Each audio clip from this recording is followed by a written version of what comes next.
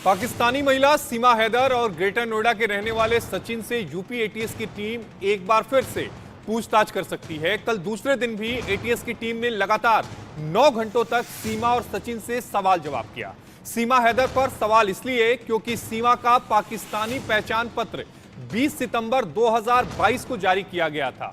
इसलिए अब सीमा से पूछा जा रहा है कि आखिर इतनी देरी से क्यों पाकिस्तानी नागरिकता की पहचान पत्र उन्होंने बनवाया, जबकि ऐसे पहचान पत्र जन्म के साथ ही बनवाए जाते हैं। सीमा हैदर ने पिछले साल ही इसे क्यों बनवाया? इन दस्तावेजों और सीमा के दावों को देखें तो सबसे बड़ा उलटफेर सीमा की उम्र को लेकर लगता है। सीमा ने भारत में आने के बाद अपनी उम्र 30 साल बताई है। सीमा का जो आईडी कार्ड सामने आया है उसमें उसके जन्म की तारीख 2002 दर्ज है।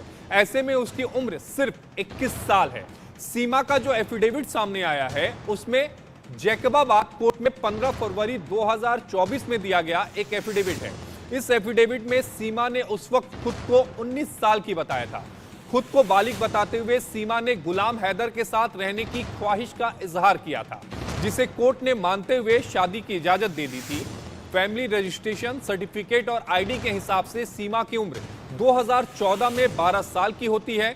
ऐसे में या तो सर्टिफिकेट झूठा था या फिर आईडी बाद में फर्जी तरीके से बनवाई गई है। सच तो जांच के बाद सामने आएगा, लेकिन कुछ सवाल जरूर हैं जो पूरे मामले में कुछ शक पैदा कर रहे हैं। कई सारे सवाल हैं और सीमा हैदर पर आईबी के खुलासे से एक बड़ी खबर, जो सूत्र हैं उनसे एक बड़ी खबर सामने आ रही है। सीमा को भारतीय ग्रामीण महिला जैसे कपड़े पहनाए गए थे। पेशेवर लोगों की मदद से सीमा को तैयार किया गया था। सूत्र यह भी बताते हैं कि सुरक्षा एजेंसियों की नजरों से बचाने के लिए उसे तैयार किया गया था। सीमा ने बच्चों को भी इसी तरह से तैयार किया था ताकि वो कहीं से भी पाकिस्तान की ना लगे, वो बिल्कुल हिंदुस्तानी महिला लगे। उस हिसाब से उससे ड्रेसअप किया गया था और उसी ड्रेसअप के जरिए उसे नेपाल से भारत लाया गया।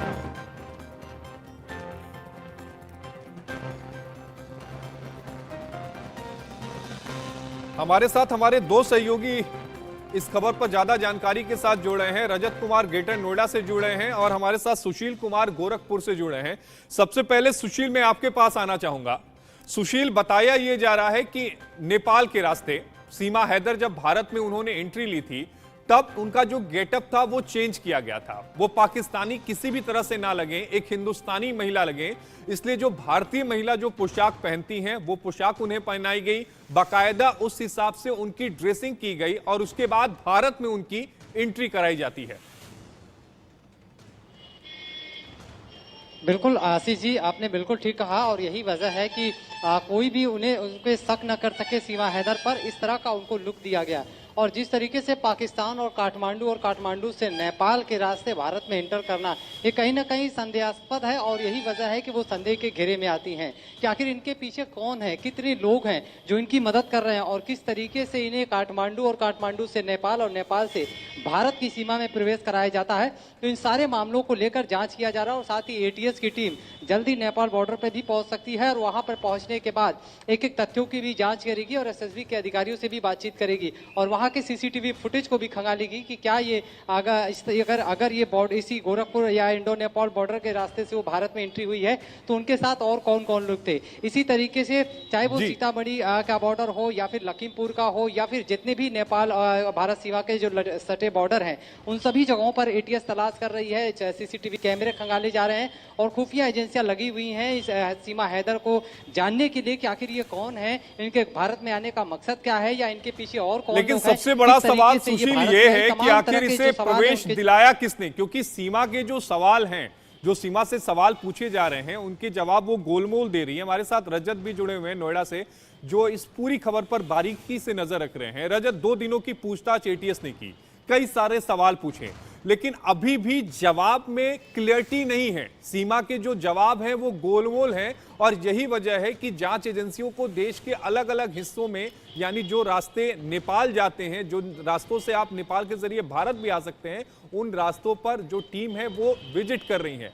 क्या मान के चले एटीएस अभी तक सीमा के जवाब से क्या संतुष्ट हुई है या नहीं?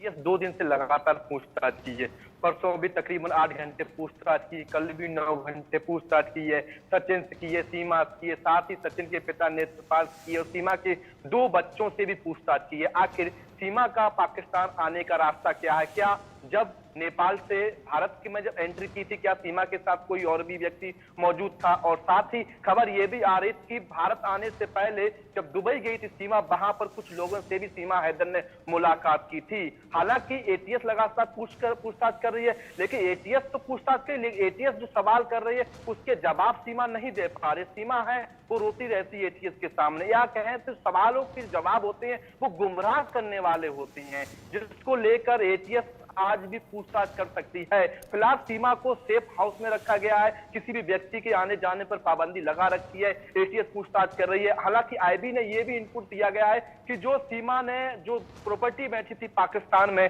जिसकी जिक्र सीमा हर मीडिया के सामने किया है कि जो पैसे थे सीमा के उस प्रॉपर्टी को बेचा था, लेकिन साबित ये हो रहा है कि वो प्रॉपर्टी सीमा के नाम ही नहीं थी। तो तमाम सवालों को घेरे में सीमा खुद ही फंस चुकी है। कई सवाल सीमा बुरी तरह फंस चुकी है, क्योंकि अगर प्रॉपर्टी उनके नाम की नहीं तो प्रॉपर्टी बेचेंगी कैसे? अगर प्रॉपर्टी बेची नहीं तो फिर वो पैसा आया कहां से जिसके जरिए वो दुबई से होती हुई नेपाल के जरिए भारत में उन्होंने एंट्री ली है? आप दोनों इस खबर पर नजर बनाए रखिएगा।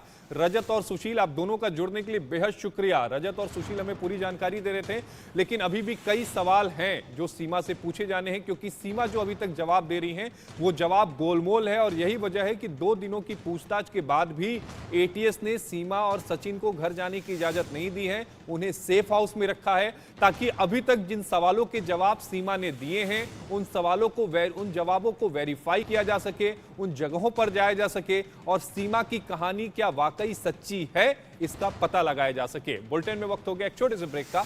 ब्रेक के बाद फौरन हाजिर होते हैं।